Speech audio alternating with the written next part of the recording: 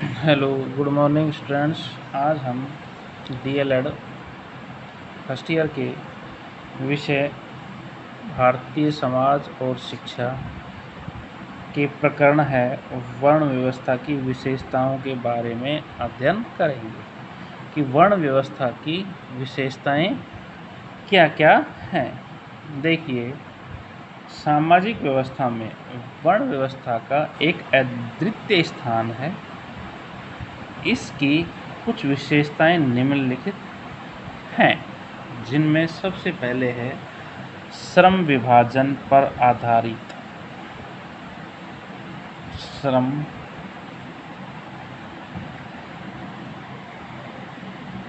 विभाजन पर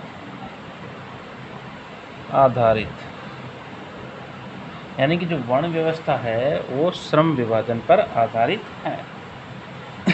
जैसे वर्ण व्यवस्था के अंतर्गत विभिन्न वर्णों के कर्म इस प्रकार निर्धारित किए गए कि सभी सामाजिक आवश्यकताओं की पूर्ति हो सके। प्रत्येक अपने दायित्व का पालन करते हुए सामाजिक प्रगति में अपना योगदान देता है। यानी कि वर्ण व्यवस्था में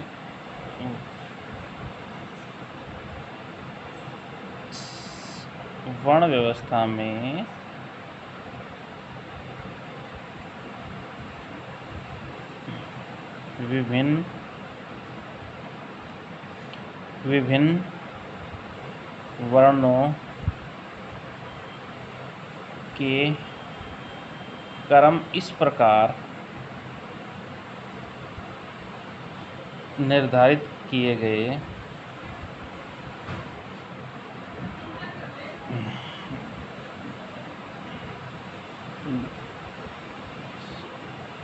कि सामाजिक आवश्यकता की पूर्ति हो सके, यानी सामाजिक आवश्यकता की पूर्ति हो सके और अपने दायित्व का सभी पालन करें और समाज की प्रगति में अपना योगदान दें। नेक्स्ट आता है विशेषीकरण में सहायक। विशेषीकरण में सहायक, जहां वर्ण व्यवस्था में विभिन्न प्रकार के कार्यों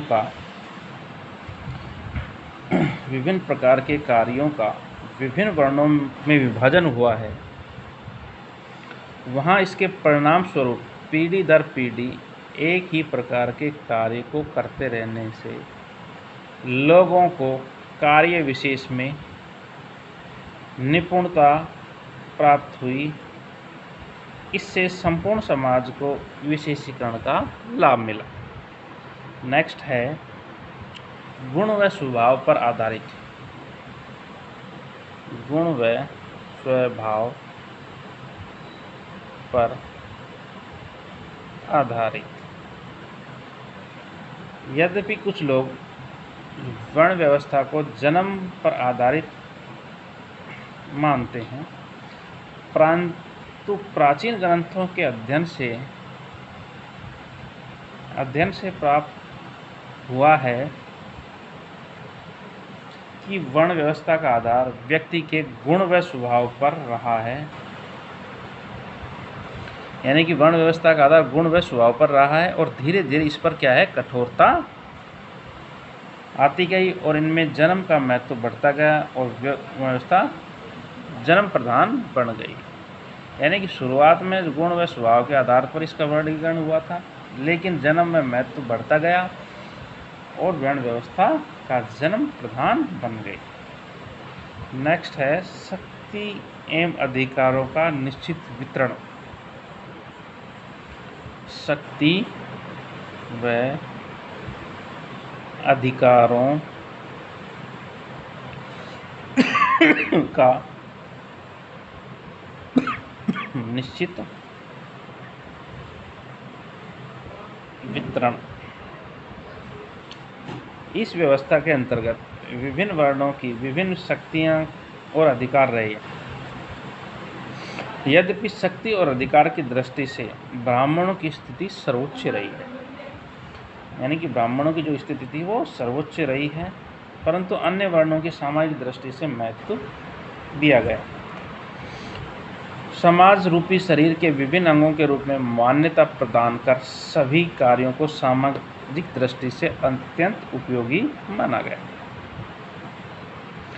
धीरे धीरे विभिन्न वर्णों में शक्ति एवं अधिकार की दृष्टि से एक निश्चित संस्करण पनपने लगा, जिसने एक वर्ण को दूसरे से ऊंचा तथा नीचा आरंभ मानना शुरू कर दिया। अगला है व्यवसायों का पूर्व निर्धारण।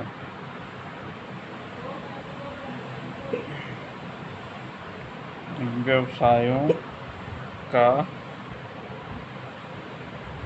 पूर्व निर्धारण वर्ण व्यवस्था के अंतर्गत प्रत्येक वर्ण के कुछ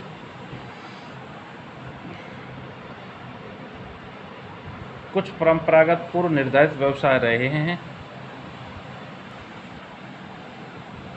व्यवसायों का पूर्ण निर्धारण वर्ण व्यवस्था के अंतर्गत प्रत्येक वर्ण के कुछ परंपरागत पूर्व निर्धारित व्यवसाय रहे, यानी परंपरागत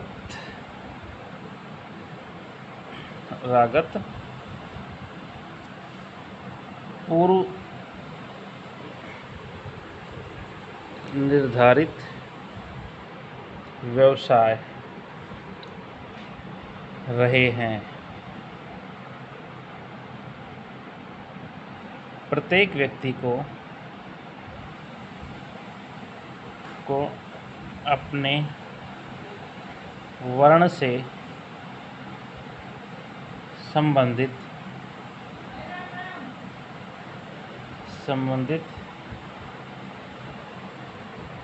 व्यवसाय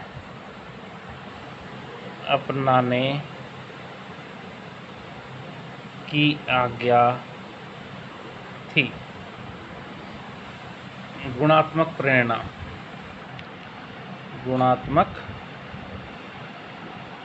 प्रेरणा इसमें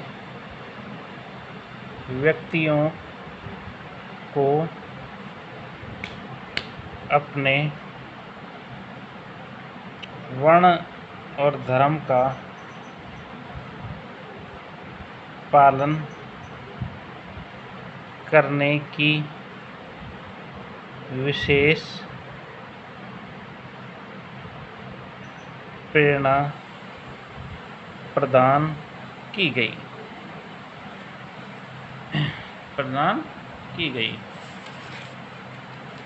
आध्यात्मिकता पर विशेष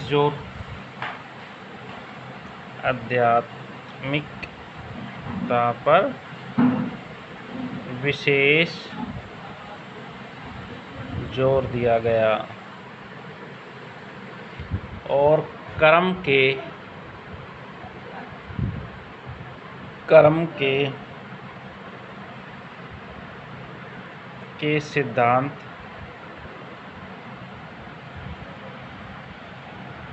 एवं पुनर्जन्म की धारणा पर जोर।